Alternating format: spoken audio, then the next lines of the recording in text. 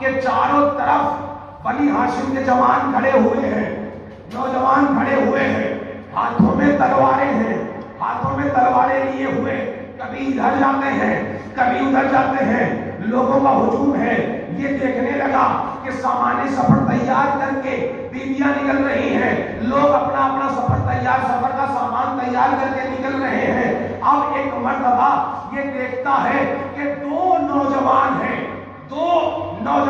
کڑی دل جوان ہیں کہ جن کے چہرے کا روب ایسا ہے کہ انہیں دیکھ کر اپنے اوپر روب طاری ہو رہا ہے، اور ایسا لگ رہا ہے کہ اللہ کا بنایا ہوا بھیجا ہوا کوئی شیر ہے کہ ایک عجیب سی روب والی صورت ہے۔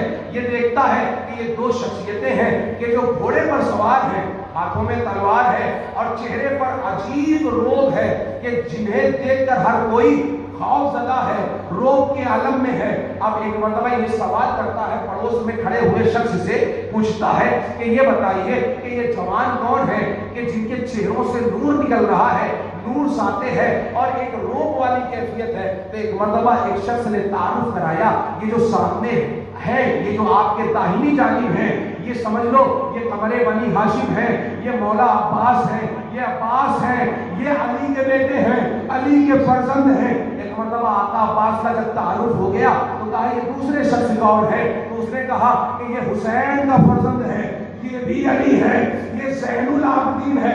آپ نے غور کیا سید سجاد مدینے سے نکل رہے ہیں تو کیا صحت ہے؟ صحت ایسی ہے کہ سامنے والا صحرائی عرب یہ فرق محسوس نہیں کر رہا تھا کہ ان میں سے کون عباس ہے، کون زین العابدین ہے۔ چہرے پر روب، چہرے پر دبدبا، چہرے پر جلال، ایسی کیفیت سید سجاد کی ایسی صحت ہے کہ لوگ دیکھ کر کہہ رہے ہیں کہ ان سے بڑا کوئی بہادر نہیں ہو سکتا، ان سے بڑا کوئی شجاع نہیں ہو سکتا۔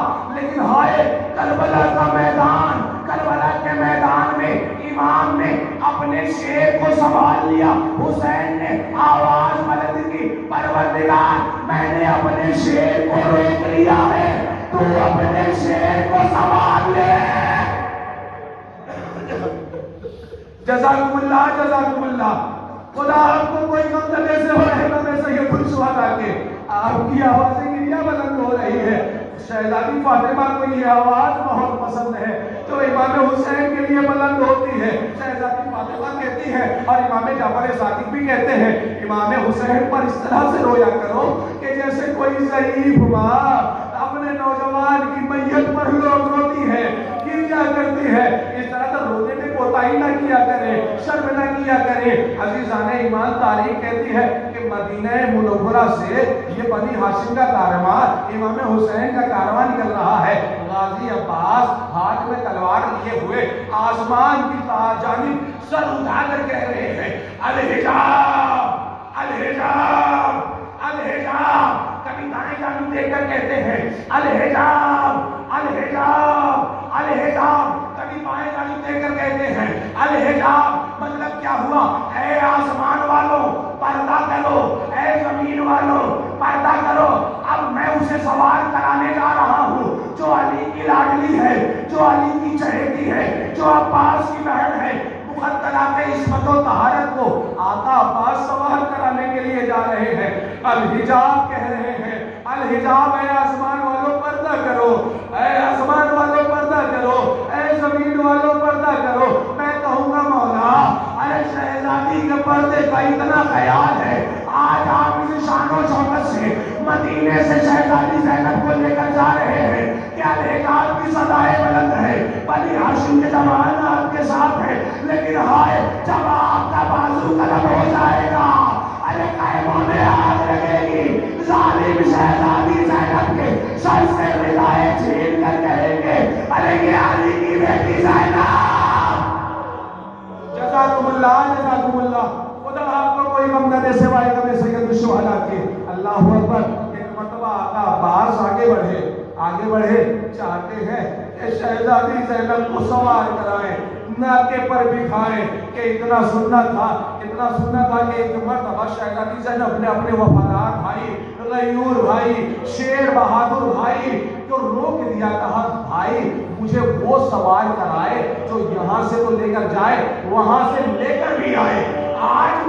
وہ سوال کرائے کہ جس شان و شوکت سے یہاں سے میں جا رہی ہوں مجھے وہ سوال کرائے گا جو وطن واپس لے کر آئے گا.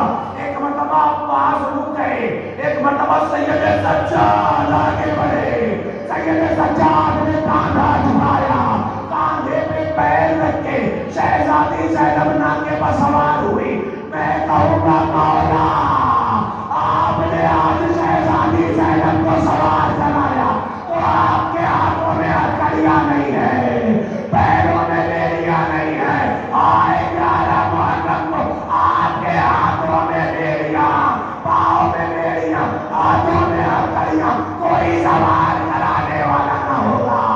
بے کچاوا اونٹ پر مقدرات عصمت و طہارت کو پھرا کر بٹھایا جائے گا اور تیار بتیار پھرایا جائے گا. کوئی تازیانے مارے گا تو کوئی صدقے کی کھجوریں پھینکے گا تو کوئی پتھر مارے گا.